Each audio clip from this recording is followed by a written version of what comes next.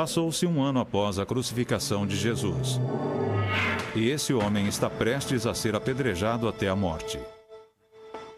Seu nome é Estevão. Ele é um cristão. Saulo, um jovem judeu fabricante de tendas, assiste à execução. Em sua concepção, Estevão é um blasfemador e merece morrer. Estevão é o primeiro seguidor de Jesus que prefere a morte a renunciar às suas crenças. E assim, ele se torna o primeiro mártir cristão e quase automaticamente um dos primeiros santos cristãos.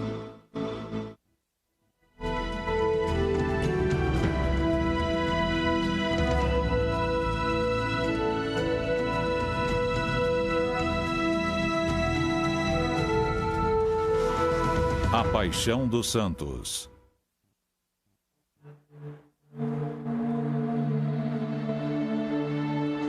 Outubro de 1982, Roma. Um novo santo foi acrescentado ao calendário da Igreja Católica Romana. Seu nome é Maximilian Kolbe, um padre polonês que foi morto em Auschwitz durante a Segunda Guerra Mundial, quando se ofereceu para assumir o lugar de um judeu que fora condenado à morte. La morte per martirio del padre Massimiliano Kolbe. Com essa cerimônia, Kolbe se junta oficialmente à legião de cerca de 10 mil homens e mulheres que são venerados como santos pelos católicos no mundo todo. Como Santo Estevão, Kolbe é considerado um mártir, isto é, alguém que morreu por suas crenças cristãs. Mas, diferentemente de Santo Estevão, a vida de Kolbe precisou ser formalmente investigada antes de sua canonização. Através dos séculos, as qualificações para a santificação mudaram, mas todos os santos compartilham certos traços em comum. São pessoas amorosas. Eles podem ter inúmeras imperfeições, mas quando amam, são autênticos. Consideramos santo aquele que deu a vida por sua fé. Ele se viu diante de uma escolha: fazer algo contra sua consciência cristã ou então ser morto. Desde o princípio, os santos foram associados ao martírio. Isto é, não bastava viver como Jesus e sim morrer como Jesus. E foi isso que o Santo Estevão fez. Como Jesus, ele foi julgado e teve a chance de fazer um acordo. Suas convicções religiosas por sua liberdade. Como Jesus, ele recusou e perdeu a vida.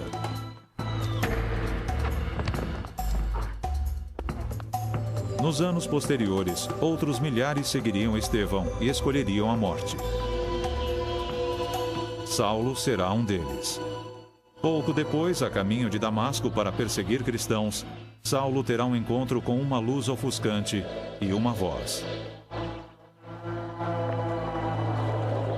Transformado pelo milagre, ele deixará Damasco como cristão e usando um novo nome, Paulo.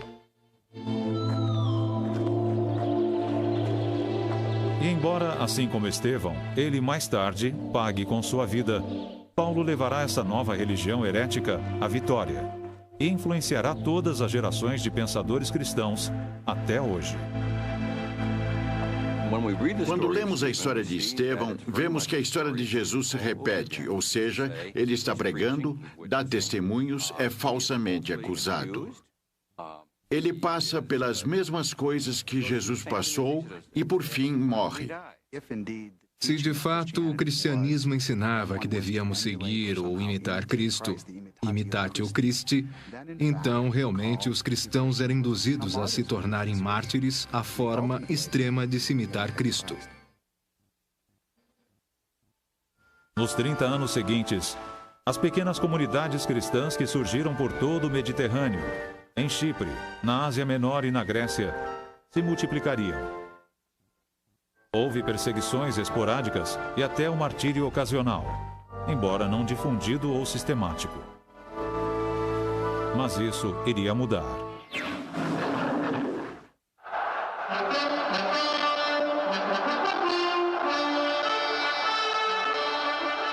Roma por volta de 64 depois de Cristo, pelo menos como Hollywood imaginava que fosse.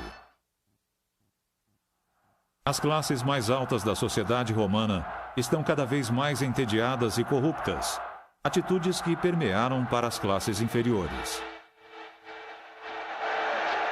E todos gostam de ser entretidos.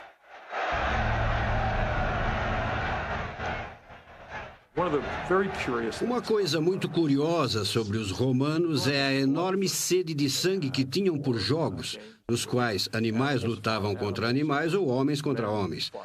Para eles, uma tarde de sábado maravilhosa, sempre que iam aos jogos, era ver as pessoas se matando. Os romanos eram pagãos e politeístas e adoravam espetáculos, assim como adoramos futebol hoje. A Roma antiga era uma sociedade muito violenta, com distrações violentas. Eles viviam num mundo violento. E ninguém gostava de um espetáculo mais do que o imperador Nero. Mas havia um outro tipo de cidadão vivendo em Roma na época, e eles eram diferentes. Eles eram membros de uma seita religiosa que venerava um carpinteiro morto chamado Jesus. E os romanos não sabiam ao certo o que deduzir disso. Houve várias acusações contra os cristãos. Uma delas alegava que eram antissociais. Os cristãos costumavam se encontrar em segredo, isto é, eles se reuniam de manhã cedo para rezar, enfim. E os romanos eram quase paranoicos em relação às sociedades secretas. Quando há um tipo de sociedade secreta, começam a surgir rumores. Um desses rumores dizia que os cristãos eram canibais, e isso talvez se deva às crenças cristãs sobre a Eucaristia. O pão e o vinho são o corpo e o sangue de Cristo. O outro dizia, e isso é comum sobre quem é discreto sobre sua vida, que eram sexualmente promíscuos.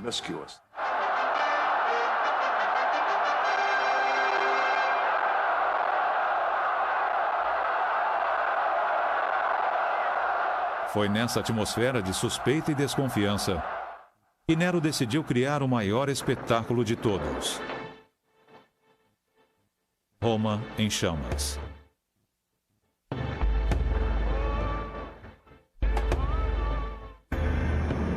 Roma está em ruínas. Quando correm os rumores de que foi o próprio Nero responsável pelo incêndio, o clima nas ruas fica feio. Nero precisa de um bode expiatório e acha um. Eu declaro desta forma que a culpada pela queima da nossa amada cidade é a seita ilegal chamada cristianismo. Sua punição será uma advertência. Um decreto oficial é a resposta. Um espetáculo de terror. E o resto, como se diz por aí, é história. E embora possa não ter acontecido como nos filmes, não há dúvida de que algo bem parecido com isso de fato ocorreu.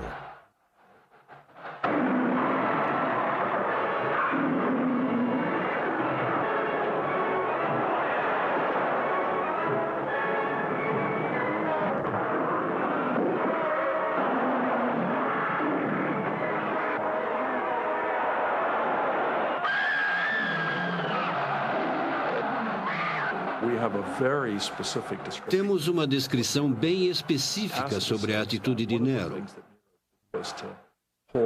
Tácito diz que uma das coisas que Nero fazia era despejar piche ou alcatrão sobre os cristãos, içá-los em postes e atear fogo como forma de prover iluminação para os guardas.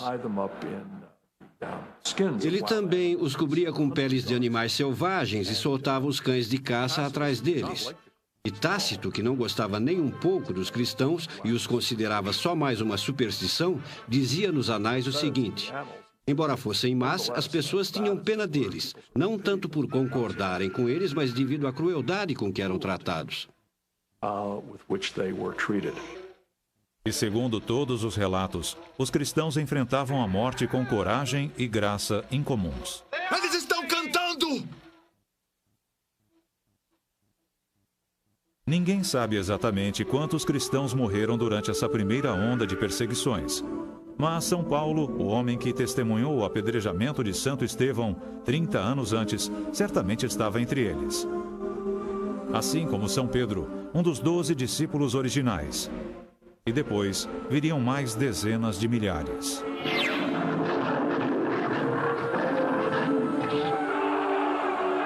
Em meados do século II, o escritor cristão Tertuliano pôde observar de forma seca e objetiva: se o Tibre inundasse suas margens, as estrelas ficassem imóveis ou a terra tremesse, o grito nas ruas era sempre o mesmo: os cristãos aos leões.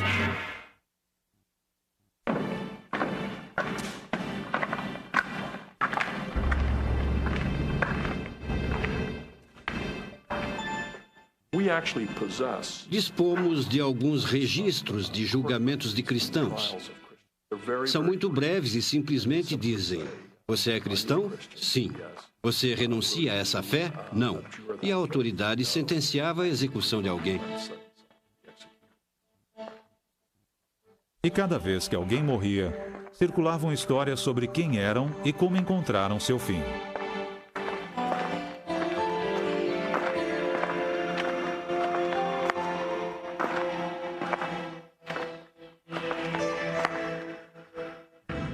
Um relato em primeira mão nos chegou através de Perpétua, de 21 anos, aprisionada com sua escrava grávida Felícitas.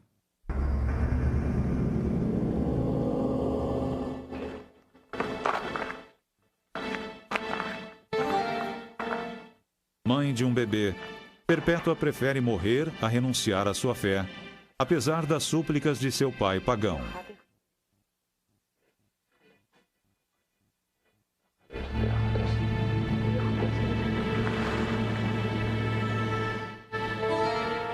Ela se despediu do pai e da criança e se preparou para morrer.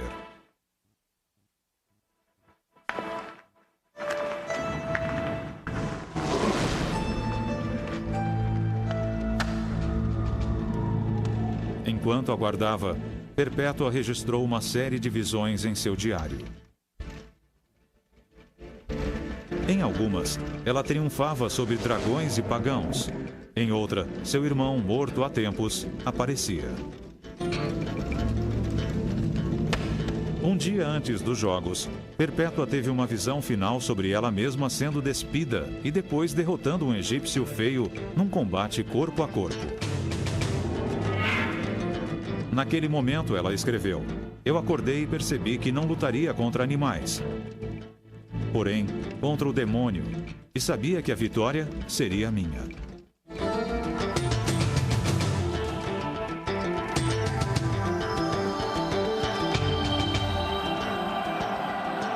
Para Perpétua e Felícitas, o fim viria através dos chifres de um touro enfurecido. Primeiro ele atingiu Perpétua, depois foi atrás de Felícitas. As mulheres levantaram-se diversas vezes, mas o animal não as liquidava. No fim, Felícitas foi decapitada. Depois, um jovem gladiador desajeitado tentou decapitar Perpétua, mas só a mutilou. Finalmente, ela mesma guiou a espada até seu pescoço, aceitando a morte em nome de Cristo. De certa forma, os mártires se sentiam quase livres para invocar a morte e era isso que faziam. Muitos exortavam as autoridades a matá-los. Há várias histórias sobre mártires que, literalmente quase debochando, se postavam ante as autoridades romanas, recusavam sacrifício pelos deuses pagãos e, com isso, pediam a morte. E aceitavam de bom grado. Temos a história de São Lourenço, o famoso mártir que foi assado vivo numa grelha. A certa altura, é uma história estranha, mas a certa altura ele diz que um lado já está no ponto e pede para ser virado. Inácio foi uma dessas pessoas que realmente parecia receber com prazer a morte.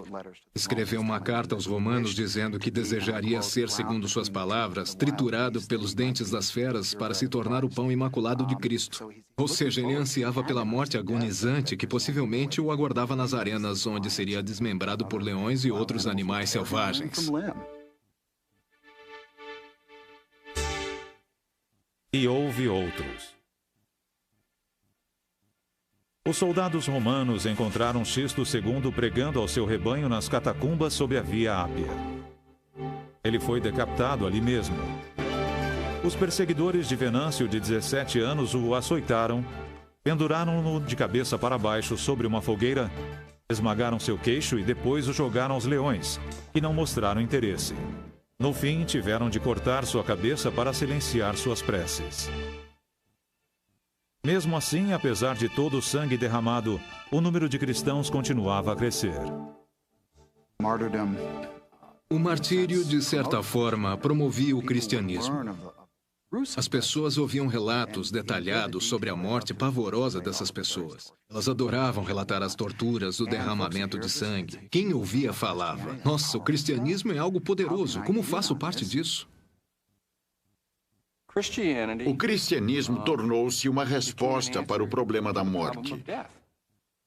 Envolve alguém que morre, sofre e morre pelos outros. Foi o que houve com Jesus. Ou seja, era considerado uma honra morrer como mártir.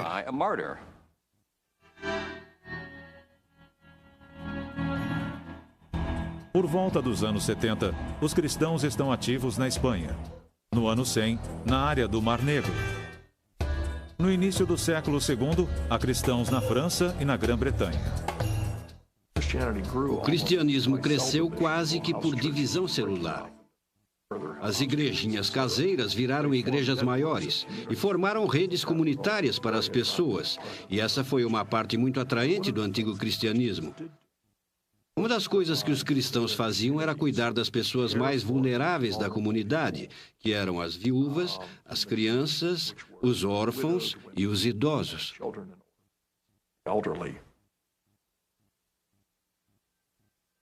Os cristãos se organizavam através do poder investido nas mãos de bispos locais. E mesmo os bispos podiam ser mártires. Policarpo, bispo de Esmirna, pertencia à segunda geração de discípulos, aqueles que haviam conhecido os apóstolos, mas não Jesus.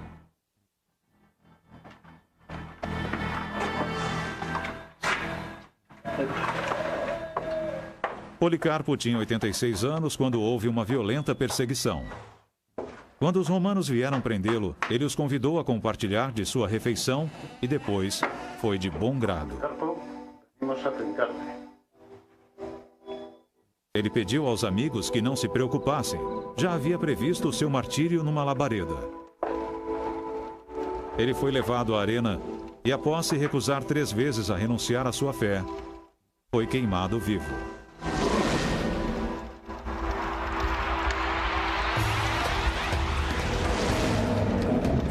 Segundo testemunhas, quando as chamas se ergueram, elas formaram velas suaves ao redor de Policarpo, sem tocar sua carne. Por fim, os romanos o apunhalaram até a morte e, quando isso ocorreu, dizem que um pombo saiu voando de seu corpo. A intenção era que não restasse nada de Policarpo, mas, secretamente, seus seguidores recuperaram e esconderam alguns de seus ossos. Havia começado um novo capítulo na história do martírio.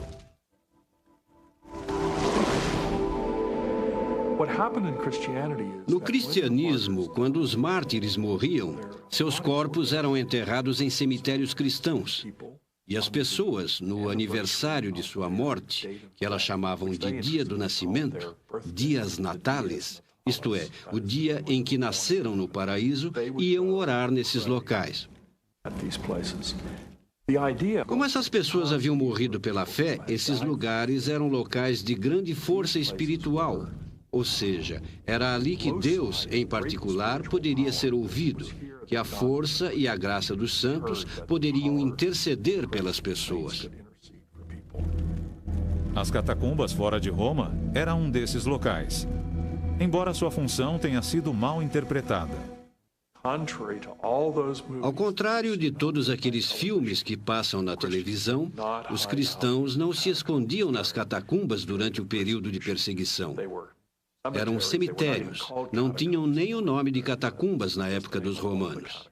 Esse era o nome de uma das catacumbas. Eram locais de sepultamento, e os cristãos iam até lá no dia do martírio de um santo para cerimônias religiosas ou visitar o local. Mas não se escondiam.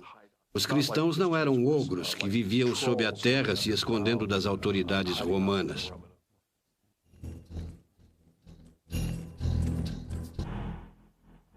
Depois, no começo do século IV, o imperador Constantino teve uma visão que mudaria o mundo. Ele viu no céu uma cruz brilhante com as seguintes palavras: "Com este sinal, vencerás." Ele deduziu que, se aceitasse o cristianismo, triunfaria nas batalhas. Quando de fato venceu, rapidamente instituiu uma política de tolerância religiosa por todo o Império Romano. A partir do ano 320, as perseguições virtualmente cessaram. Agora os cristãos estavam livres para buscar os convertidos e, mais uma vez, os mártires desempenhariam um papel importante. O interessante é que o termo pagão vem da palavra latina pagus, que significa aldeia da zona rural. Sendo assim, no vocabulário cristão, os pagani, isto é, os não crentes, eram as pessoas que viviam no campo. No começo do século IV, provavelmente 30% da população era cristã. O cristianismo estava localizado principalmente nas cidades, mas a ideia de realmente cristianizar os distritos afastados ou rurais levou muito tempo. Alguns historiadores argumentam que a zona rural nunca foi de fato cristianizada. O que se vê a partir do século IV é a grande influência desses santuários dos mártires.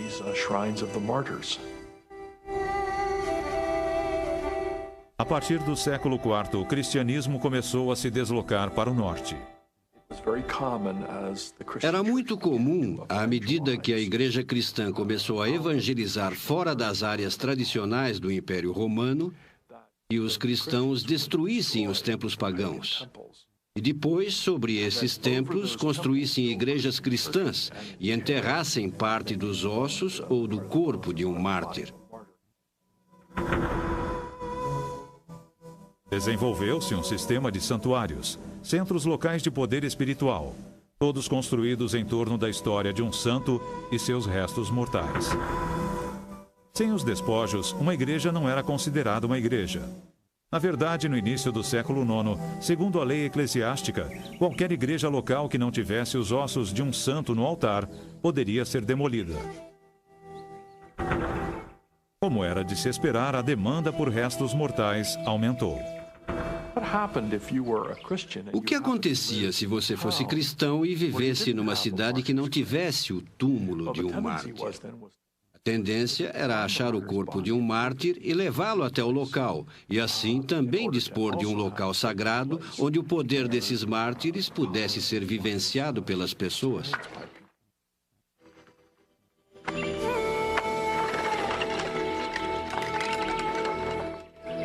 Os ossos dos primeiros mártires eram considerados particularmente poderosos. Um número incalculável deles foi roubado das catacumbas de Roma. O esqueleto de um único santo podia ser quebrado e vendido a várias igrejas diferentes. Isso estimulou o tráfico de restos mortais, fosse ele legal ou ilegal.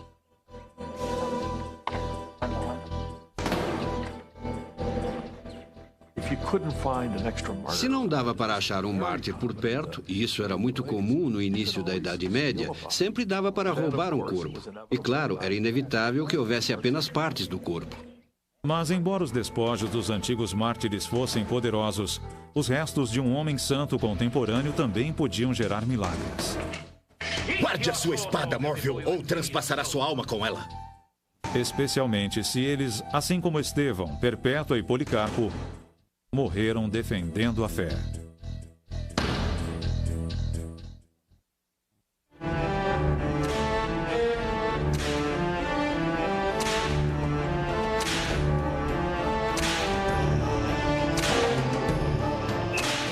Na praça da cidade, sob a sombra da grande catedral de Canterbury, um homem está sendo açoitado. Quem empunha o chicote são os monges e bispos de Canterbury. E o homem açoitado é Henrique II, rei da Inglaterra.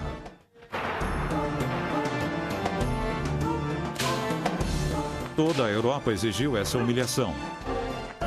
E o rei se submeteu voluntariamente a ela, porque numa explosão de raiva, resmungou que gostaria de ver morto um velho amigo.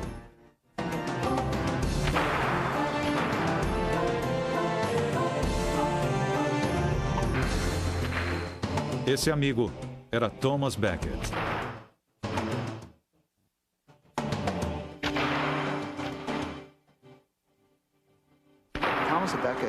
Thomas Becket se tornou popular após sua morte porque era uma espécie de santo local. Pertencia a uma família de classe média alta da Normandia. Ele subiu na vida mais por intuição e experiência, já que parecia ter um certo carisma. E o próprio Henrique, que era 15 anos mais velho, parecia respeitar Becket. Eles cavalgavam e se divertiam juntos, esse tipo de coisa.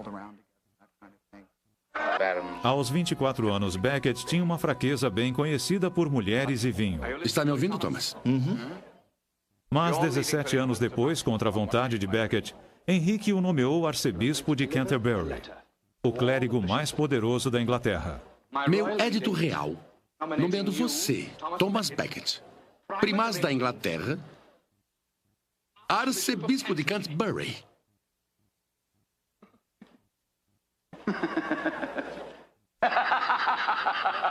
Cale-se!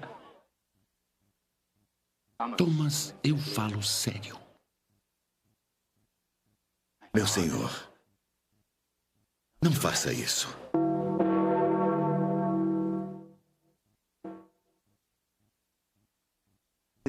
No dia em que se tornou arcebispo, ele passou a ter religião.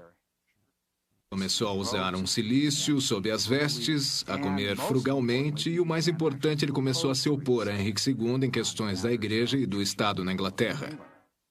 As questões da igreja em oposição às de Estado acabaram por separar os dois velhos amigos.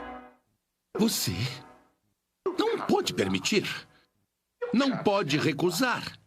Está se levando a sério como arcebispo? Eu sou o arcebispo, senhor. Após excomungar alguns membros da corte de Henrique por conflitos envolvendo propriedades da igreja, Becket sabiamente fugiu para a França. Eu devia voltar e lutar com as armas que você gentilmente me deu.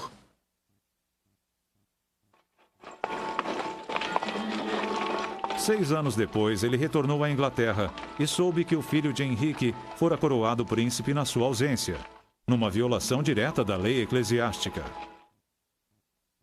Becket logo excomungou os bispos que participaram da coroação.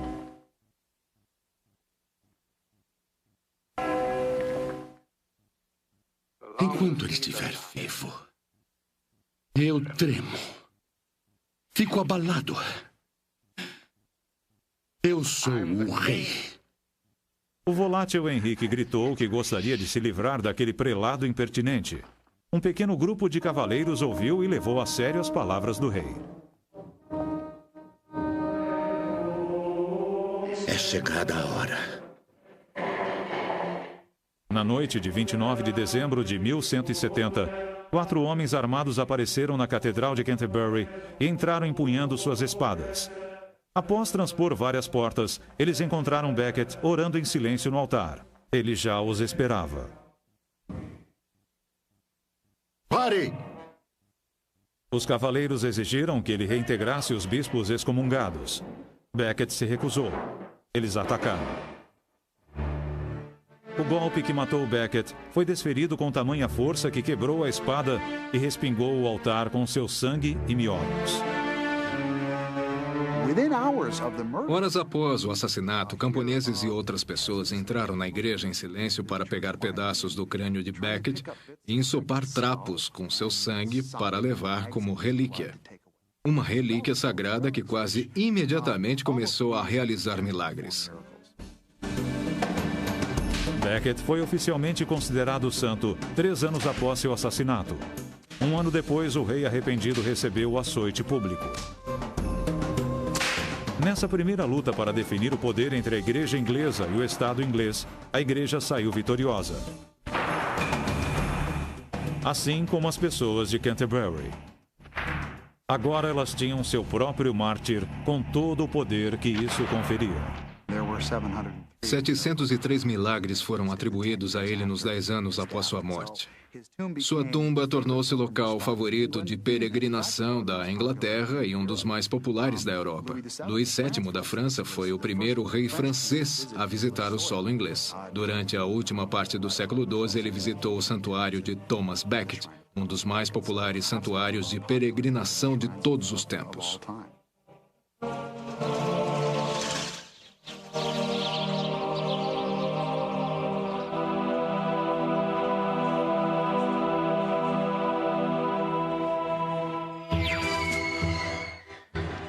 Mas não demorou muito para que os franceses tivessem sua própria mártir heróica. Uma guerreira incomum que levaria a França à vitória sobre a Grã-Bretanha, se tornaria uma das santas mais famosas de todos os tempos.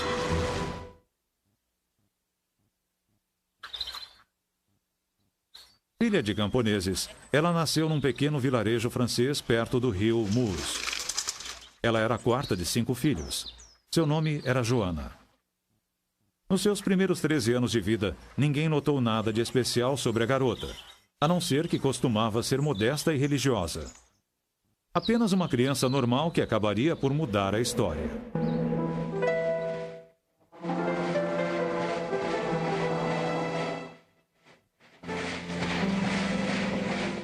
Joana tinha 14 anos quando começou a ouvir vozes. Elas lhe diziam que havia sido escolhida para liderar o exército francês na vitória contra os britânicos. Naturalmente, ninguém acreditava nela.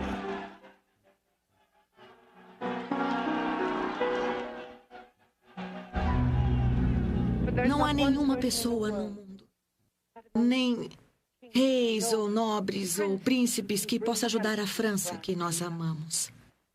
Ninguém exceto esta serva diante de vós. Não porque eu seja especial, mas porque o Rei dos Céus assim o quer. Bom motivo, é um bom motivo. Eu devo liderar os exércitos do Delfim.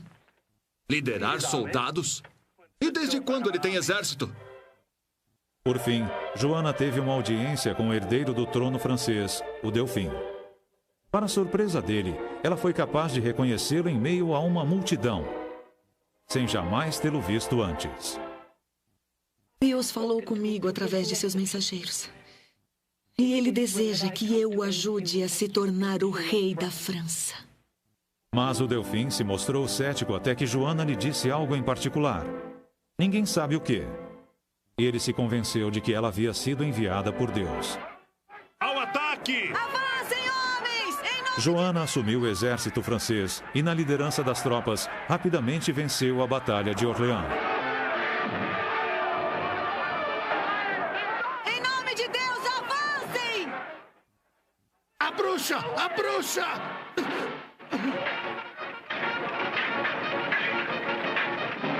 Avancem todos! A vitória será nossa! Não será! Não sua, demônio maldito! Queime no inferno! A morte pelo fogo é uma coisa horrível.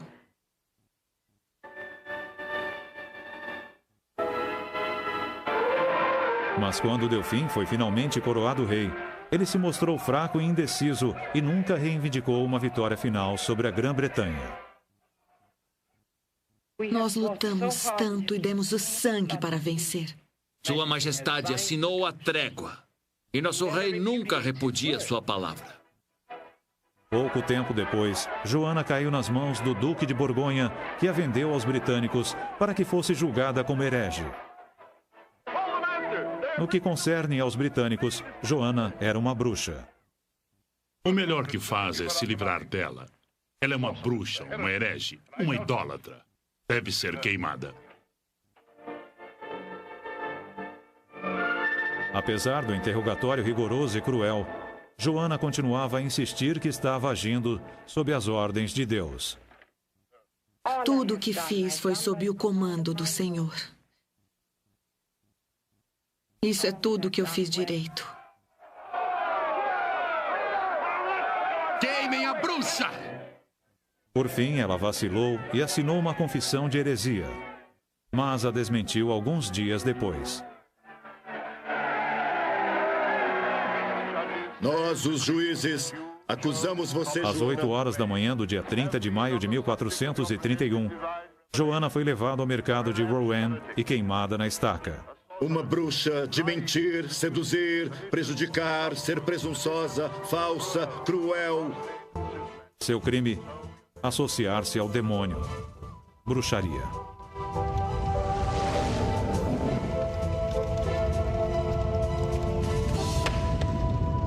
Ela ainda não tinha 20 anos.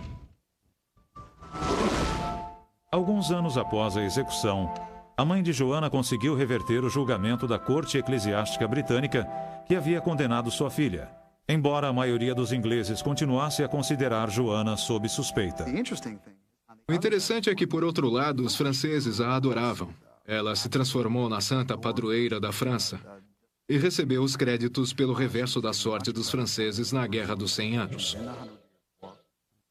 Mas, em vez dos 3 anos que Becket levou para ser declarado santo, quase 500 anos se passaram antes que a mesma honra fosse concedida a Joana. Por fim, em 1920, ela foi canonizada.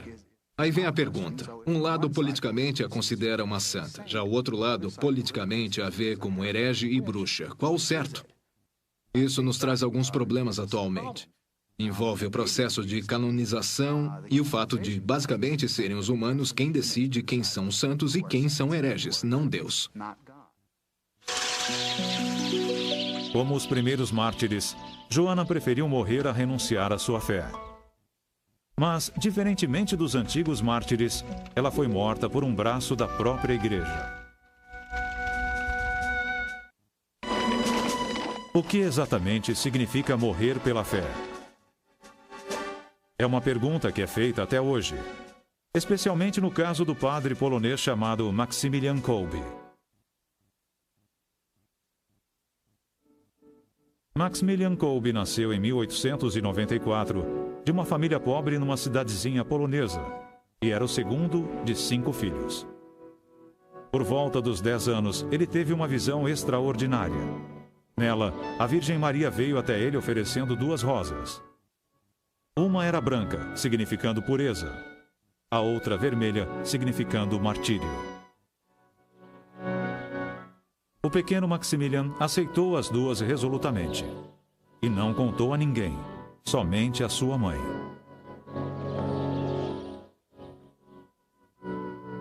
Ele cresceu, entrou para a ordem franciscana e foi enviado a Roma para estudar, doutorando-se em filosofia e teologia. Ele foi ordenado em 1918, enquanto o mundo ainda sentia os abalos que seguiram a Primeira Guerra Mundial.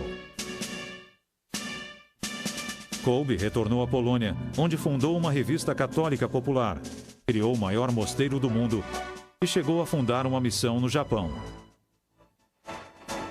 Quando os nazistas invadiram a Polônia em 1939, Kolbe abriu as portas de seu imenso mosteiro a milhares de refugiados judeus. Dizem que ele nunca recusou ninguém que buscasse um refúgio seguro. Mas era um homem marcado. Em 1941, os nazistas o prenderam por traição e o enviaram ao campo de concentração em Auschwitz. Lá, ele dividia suas parcas rações com os outros e confortava aqueles que haviam perdido seus parentes, amigos e, às vezes, a fé. Achtung! O aviso começava como todos os outros. Achtung! Von euch wird jeder 10. verurteilt, an Hunger zu sterben. Um prisioneiro do bloco 14 havia escapado e, em represália, 10 de seus companheiros de cela deveriam morrer.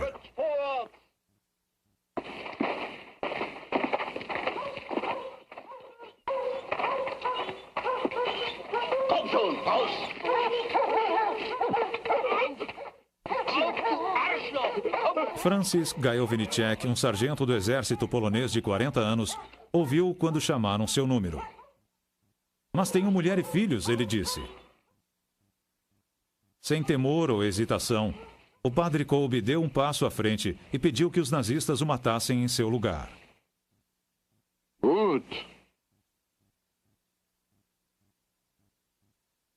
Para o comandante não fazia diferença quem morria.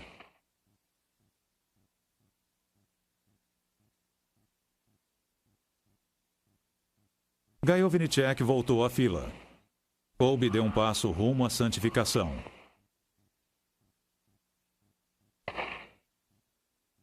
Embora Kolbe não fosse a única pessoa capaz de fazer um sacrifício tão heróico, o que ele fez espalhou-se rapidamente pelo campo.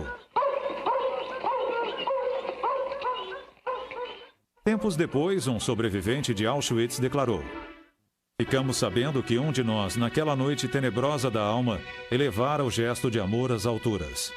Alguém desconhecido, torturado e destituído do nome e da posição social, enfrentou uma morte horrível no lugar de alguém com que não tinha nenhum parentesco. Ficamos aturdidos com esse gesto que, para nós, se transformou numa poderosa explosão de luz no campo escuro." Entretanto, no que dizia respeito à igreja, Kolbe não morreu como mártir pela fé católica no sentido estrito do termo. Isto é, ele não foi escolhido para morrer devido a qualquer animosidade em particular com relação às suas crenças. Ele assumiu o lugar de uma pessoa casada dizendo: "Me levem, não sou casado, sou padre." E teve uma morte horrível, alimentando espiritualmente as pessoas à sua volta. Resistiu tanto que precisaram lhe dar uma dose letal. A questão é, ele morreu pela fé? Ele não foi escolhido por ser padre. Ele assumiu o lugar, trocou sua vida por outra. Isso deixou a igreja numa posição incômoda. Ao ouvir a história de Kolbe, qualquer um saberia instintivamente que ele era um santo. No entanto, tecnicamente, ele não foi um mártir da fé. No Vaticano, o Papa, ele mesmo um polonês, se debatia com o problema. O padre Peter Gampel foi um dos juízes oficiais do caso Kolbe. Alertei o Papa dizendo que não conseguia chegar a uma conclusão positiva sobre o martírio, a menos que o conceito de martírio fosse ampliado, porque Kolbe ofereceu sua vida pela de outro preso condenado à morte. Isso foi aceito. Sugerimos que o conceito tradicional de martírio, isto é, ser morto, ou como dizemos tecnicamente, in odium fidei, fosse ampliado para que alguém que tivesse dado sua vida para salvar a de outros também pudesse ser declarado mártir. Essa teoria foi aceita e, desse modo, Kolbe foi canonizado como mártir.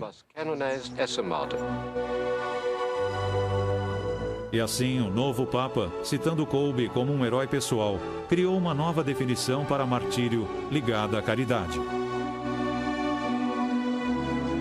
Acontece que o martírio não é só um conceito antigo. No século XXI, ainda há pessoas querendo morrer porque sua fé assim exige. Costumamos romantizar os primeiros mártires. Por exemplo, temos os vitrais com santos virginais olhando para o céu segurando uma palma e os leões sentados timidamente à sua volta. Mas se os vitrais de hoje retratassem os mártires do século XXI, não usaríamos leões, coroas ou palmas. Teríamos arame farpado, eletrodos nos genitais, fome extrema, câmaras de gás, balas e assim por diante.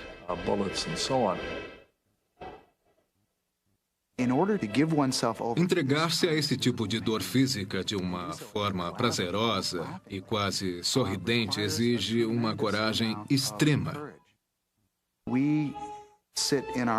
Hoje em dia, poucos de nós se dispõem a se sacrificar dessa maneira. Eu falo por mim. Se precisassem de mártires, eu não iria me oferecer. E muita gente pensa assim no mundo em que vivemos hoje.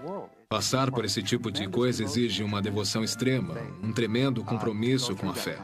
É uma fé e um comprometimento que não existem no mundo atual, tirando algumas exceções. Mas exige muita coragem. É preciso coragem para ser mártir. Todos os primeiros mártires eram, acima de tudo, pessoas reais. Seres humanos de carne e osso, com uma crença permanente na mensagem de Jesus Cristo. De origem humilde e dos cantos sombrios de Jerusalém, a comunidade cristã cresceu e se multiplicou. Quando necessário, muitos cristãos desistiram de suas vidas de bom grado. Durante séculos, através de sua extraordinária fé, coragem e capacidade de sacrifício, os santos mártires fizeram nada menos que mudar o mundo para sempre.